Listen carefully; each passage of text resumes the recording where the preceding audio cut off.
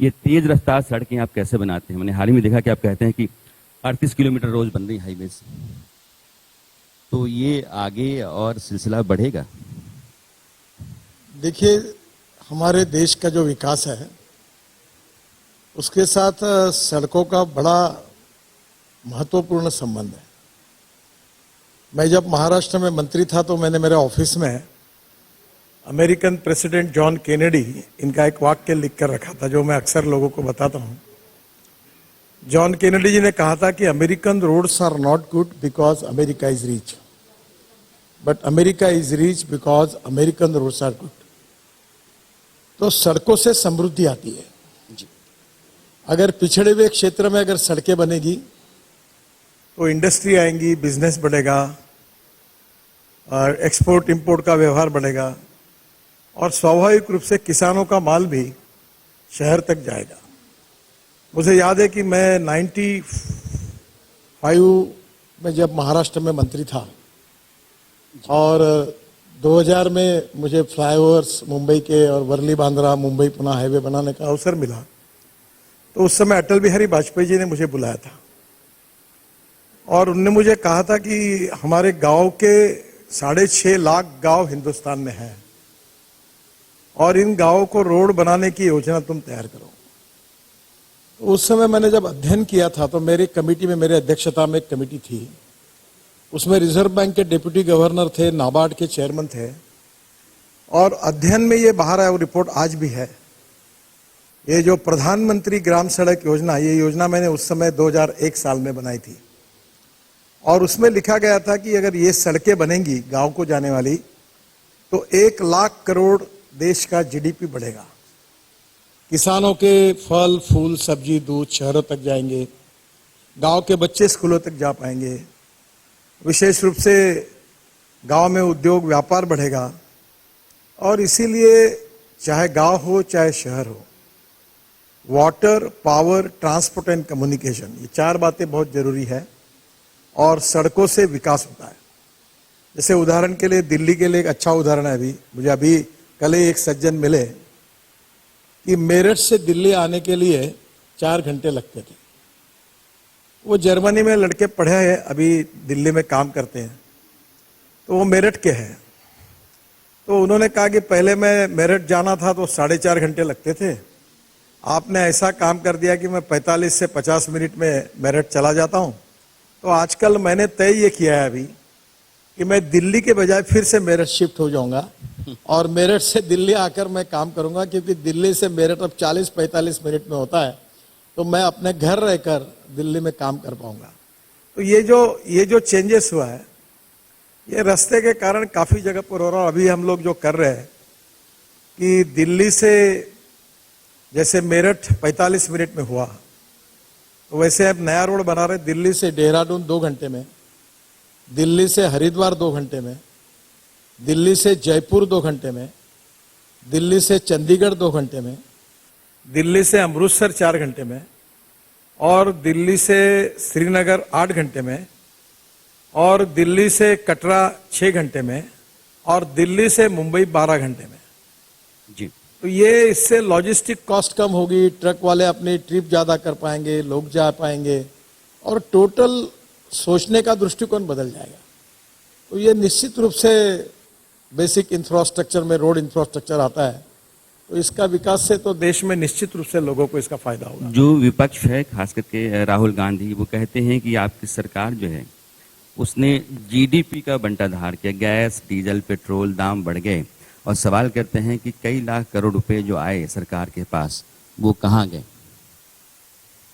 देखिए, पहली बात तो ऐसी है कि हमारे जीडीपी ग्रोथ में 22 से 24% हमारी ग्रोथ आती है मैन्युफैक्चरिंग सेक्टर से, 52 से 56% जो आती है वो सर्विस सेक्टर से आती है, और 8 से 12% जो आती है वो एग्रीकल्चर से आती है।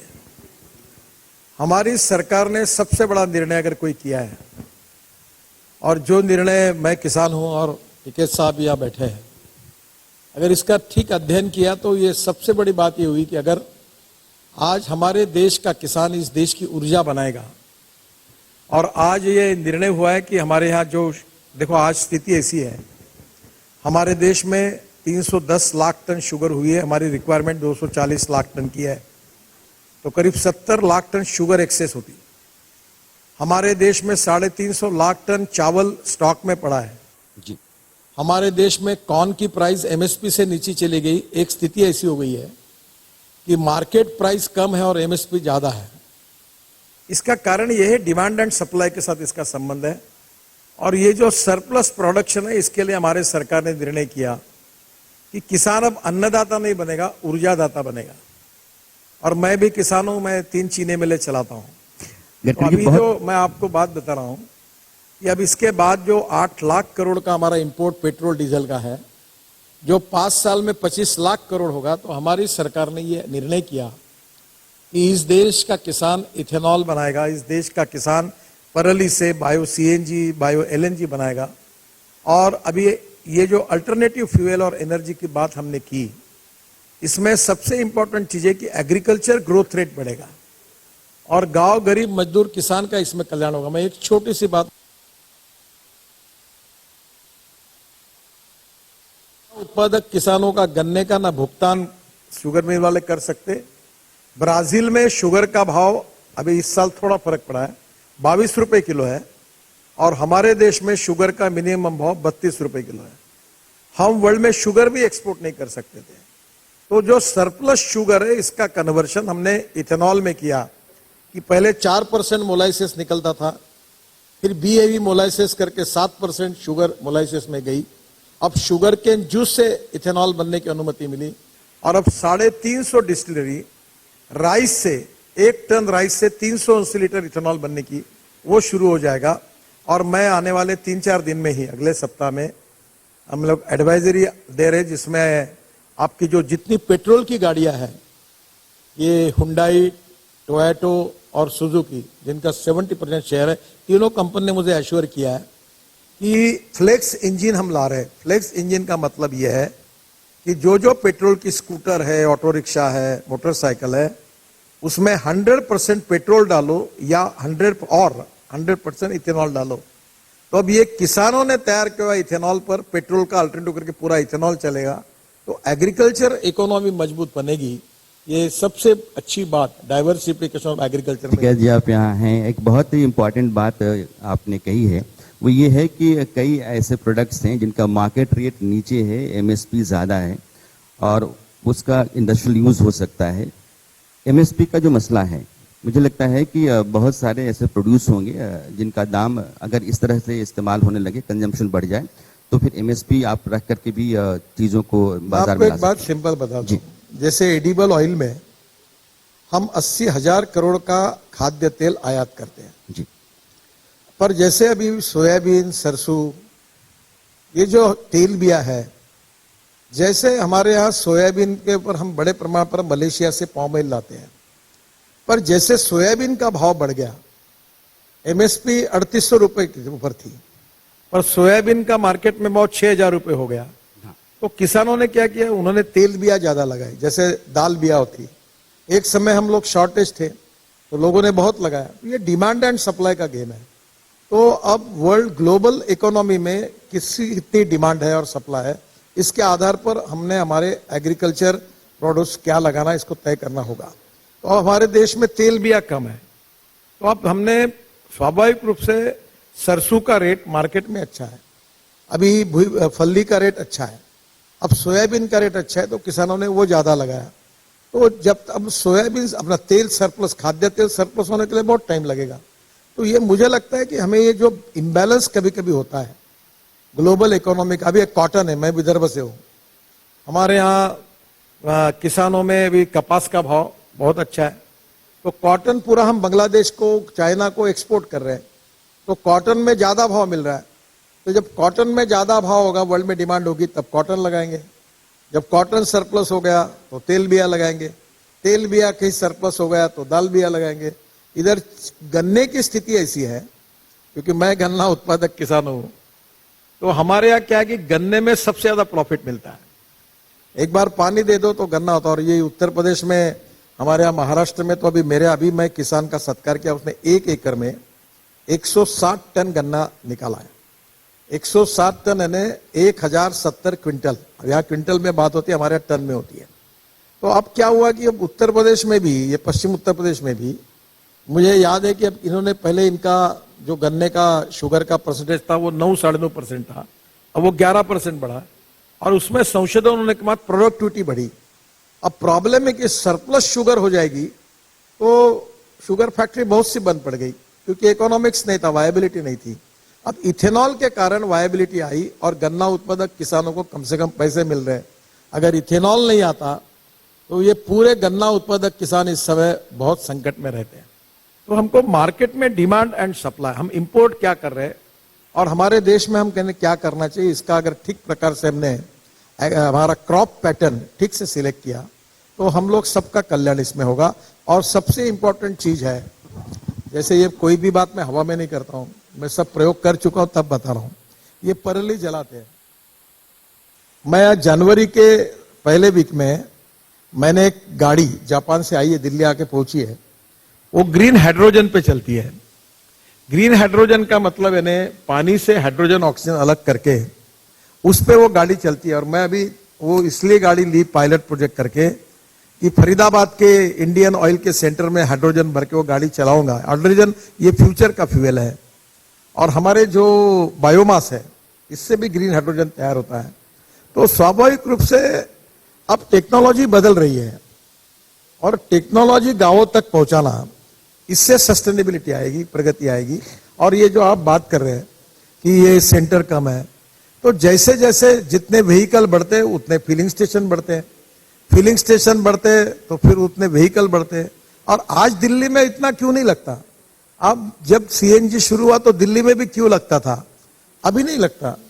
तो मुझे लगता है ये खड़ा करना कोई कठिन बात नहीं है, जैसे डिमांड बढ़ेगी वैसे सेंटर्स खुल जाएंगे। पोल्यूशन एक बड़ा इशू है, जो प्रदूषण है एक बड़ा मसला है, और पेट्रोल डीजल की गाड़ियों के चलते भी ये बढ़ता है। विकल्प हाल ही में मैंने कहीं आपके बारे में पढ़ा कि आपने कहा ग्रीन हाइड्रोजन की गाड़ी में खरीद करके दिल्ली में चलाऊंगा। इस पोल्यूशन से बाहर निकलने के लिए, पेट्रोल डीजल की गाड़ियों से निजात पाने के लिए सरकार के पास कोई विकल्प, आपके पास कोई विकल्प? योग आयोग से सुप्रीम कोर्ट के चीफ जस्टिस ने एक बार कोर्ट में उन्होंने कहा कि मैं इनको समझ नहीं कर रहा हूं, तो उनको पढ़ते थे वो, मैं काफी इसमें प्रयास करता हूं। उन्होंने मुझे आमंत्रित किया कि भाई आप प्रेजेंटेशन करो सुप्रीम कोर्ट के सामने। तो मैंने वो प्रेजेंटेशन फिर बड़े इससे तैयार किया। सबसे पहली बात यह कि पंजाब, हरियाणा और पश्चिमी उत्तर प्रदेश और जहां बड़े प्रमाण पर चावल होता है वहां ये परली जला देते। एक बार मैं उधर से आनंदपुर साहब से हेलीकॉप्टर में आया था, एक पत्रकार भी मेरे साथ थे। तो 6 बजे दिल्ली आते आते मैं नीचे से देख रहा था अनेक जगह आग लगी थी, वो परली जल रही थी।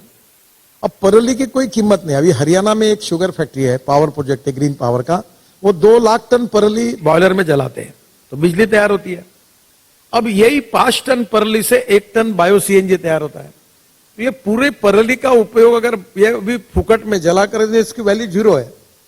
तो मैं 2 थ्योरी पर बात करता हूं, innovation, entrepreneurship, science, technology, research, skill, इसको हम नॉलेज कहते हैं। Conversion of knowledge into wealth ये एक फ्यूचर है, और दूसरा conversion of waste into wealth ये फ्यूचर है। तो परली ये वेस्ट है, तो परली से अगर बायो सीएनजी तैयार होगा, परली जलेगी नहीं तो प्रदूषण कम होगा। पेट्रोल और डीजल के बजाय CNG, LNG, electric, green hydrogen आएगा तो पोल्यूशन कम होगा। कंस्ट्रक्शन में अभी मैं रोड बनाता हूं, दिल्ली के आसपास मैं करीब 60,000 करोड़ के रोड बना रहा हूं। तो मैंने बहुत कोशिश की, अभी पूरा जमा नहीं कि प्रीकास्ट करो। अभी ये आपका यहां मैं 30,000 करोड़ का 30 किलोमीटर 10,000 करोड़ का एक ही रोड बना रहा हूं, द्वारका एक्सप्रेस हाईवे। तो वहां क्या हुआ है कि वो बहुत इंपॉर्टेंट रोड था। अब ये इतना पैसा, तो वहां मैंने उनको कहा कि आप प्रीकास्ट करो। प्रीकास्ट यानी फैक्ट्री में सब तैयार करो और वहां असेंबल करो। अभी भी हमको उसकी सफलता नहीं मिली। अगर रोड पर कोई काम करेंगे, ब्रिज का, रोड का, इसके बजाय फैक्ट्री में करके फिर आएंगे तो वो भी प्रदूषण कम होगा, फिर परली की जलाने का प्रदूषण कम होगा, फिर डीजल पेट्रोल का प्रदूषण कम होगा। इसी प्रकार से अगर प्रयास किए जाएंगे तो प्रदूषण कम होगा। दिल्ली में एयर पोल्यूशन और वाटर पोल्यूशन, अब दिल्ली के वाटर पोल्यूशन में मैं वाटर रिसोर्सेज मंत्री था, मैंने दिल्ली सरकार को 6,000 करोड़ रुपए दिए और आज पानीपत और सोनीपत में मैंने अपने डिपार्टमेंट से पैसे देकर यमुना का पूरा प्रदूषण वहां से हमने पूरे उसको शुद्ध किया। ये दिल्ली में भी अभी 6,000 करोड़ के प्रोजेक्ट पूरे होते हुए आए हैं, करीब 7-8 प्रोजेक्ट है और वो पूरे हो जाएंगे तो दिल्ली में प्रदूषण, पानी प्रदूषण रहेगा ना। अब आपको एक बात बताता हूं, मेरे शहर में, मैं बताई हुई बात नहीं बता रहा हूं, मेरे शहर में मैं हमारे टॉयलेट का पानी, नागपुर का मैं सांसद हूं, 6 साल पहले मेरे शहर का टॉयलेट का पानी, सीवेज वाटर अच्छा करके मैं महाराष्ट्र सरकार के बिजली के लिए कोराडी खापरखेड़ा के लिए बेचता हूं और टॉयलेट का पानी बेचकर हमारे महानगर पालिका को कितने पैसे मिलते होंगे?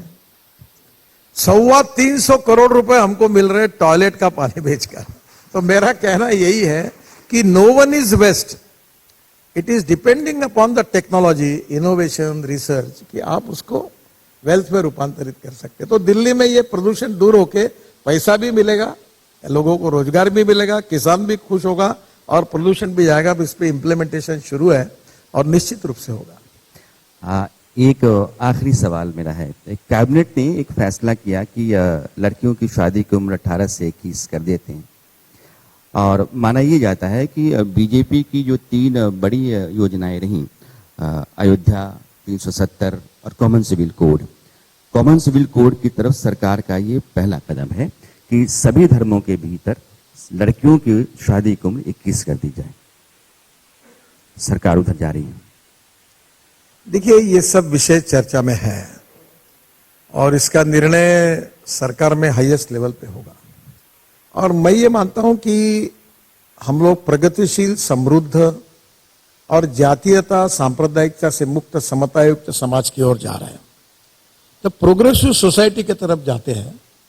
तो आज जैसे हमने तय किया कि शादी की जो उम्र थी वो महिलाओं के लिए थी 18 और पुरुषों के लिए थी 21। तो हमने कहा जब स्त्री पुरुष समानता है तो दोनों के लिए भी एक होनी चाहिए, तो 21 हो गई। तो धीरे धीरे ये जो बातें हैं, ये एक प्रोग्रेसिव समाज की तरफ हम जा रहे हैं और हमारी पार्टी के जब एजेंडा था उसमें तो ऑलरेडी कुछ विषय थे और सुप्रीम कोर्ट का निर्णय जब हुआ तो राम मंदिर का मार्ग प्रशस्त हुआ, तो वो लीगल वे से वो उसका निर्णय लगकर आगे गए। बाकी बातों में यथासंग जो लोगों से चर्चा करके सरकार के लेवल पर इसके ऊपर उचित निर्णय होंगे। एक बड़ा इशारा आपने दिया है, चूंकि कॉमन सिविल कोड में शादी, तलाक, कॉम्पनसेशन, विरासत, ये सब एक सा हो तो कॉमन सिविल कोड होता है, शायद सरकार का पहला कदम। गडकरी जी ने जो बात कही है वो अपने आप में एक बड़ा इशारा है, बड़ी खबर है। आप आए, आपने अपनी बात रखी और खुल करके रखी, आपका बहुत बहुत धन्यवाद आपका। थैंक यू गडकरी जी, बहुत बहुत शुक्रिया, आप आए हमारे संग। एक बार फिर जोरदार तालियां नितिन गडकरी जी।